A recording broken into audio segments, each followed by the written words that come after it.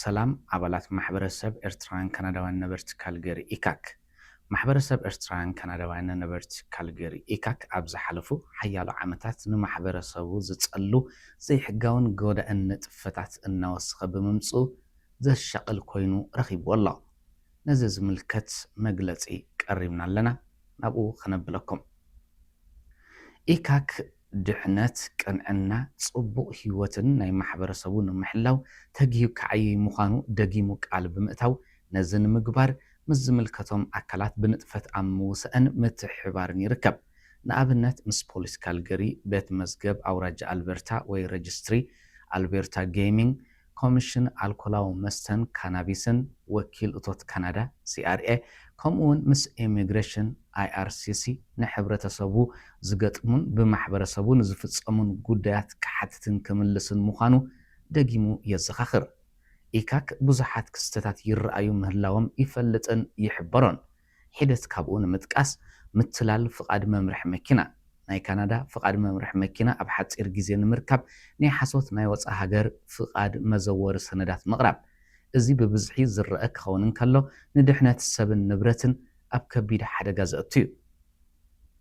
ኣብ ናይ ቃል ፈተና ወይ ኖውሌጅ ቴስት ዝግበር ሓገዝ ናይ ትርጉም ብዝብል ናይ ምትላል መስርሕ ውልቀ ሰባት ኣብ ኣብያተ ጽሕፈት ኣብያተ መዝገብ ወይ ረጅስትሪ ኣብ ዝግበር ናይ ቃል ፈተና ወይ ናይ ፍልጠት ፈተና ንተፈታኒ ብዘይግባእ ንምሕጋዝ ክፍሊት ምኽፋል እዚ ምስ ዘጋጥም ንስርዓት ምውፃእ ፍቓድ መምርሒ መኪና ዘበላሹን ድሕነት ህዝቢ ኣብ ሓደጋ ዘእቱን እዩ።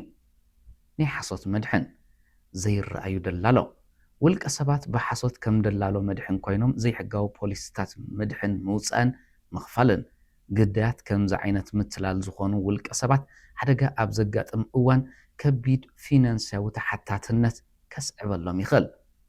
ዘይቅኑዕ ኣሰራርሓ መሸጣ መድሕን ህይወት ዘይግቡእ ወይ ዘይንጹር መሸጣ መድሕን ህይወት ብምቕራብ ኣብ ሓቅን ክውንነትን ዘይተመርኮሰ ውዕላትን ቅጥዕታትን ናብ ሕብረተሰብ ምዝርጋሕ ምትላልን ምድንጋርን ኣብ ጸብጻብ እቶት ወይ ግብሪ CRA ወፃኢታት ብምግናን ዝምለሰካ ንምብዛሕ ብፍቓድ ዘይብሎም ውልቀ ሰባት ምድላው እዚ ከቢድ ገበን ኣብ ርእሲ ምዃኑ ንኣደዳ መቕጻዕትን ጽጹይ ጸብጻብ ንኽካየደልካ ምዕዳምን ሕጋዊ ሳዕቤናት ዘኽትልን እዩ።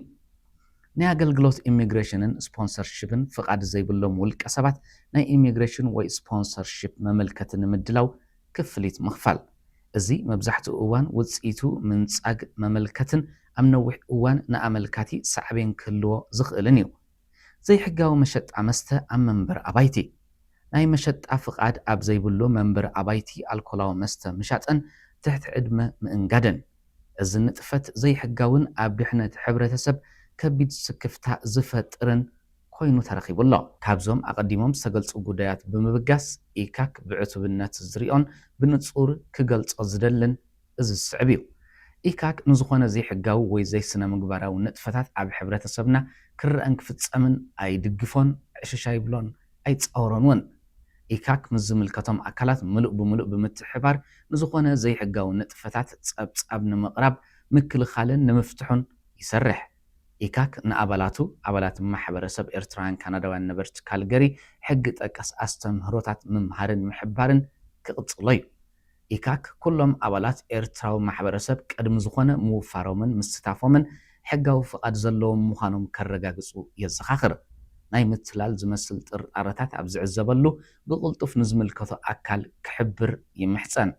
ስለዚ ኣብ መወዳእታ ናብ ኤርትራዊ ማሕበረሰብ እዚ ዝስዕብ መልእኽቲ የመሓላልፍ።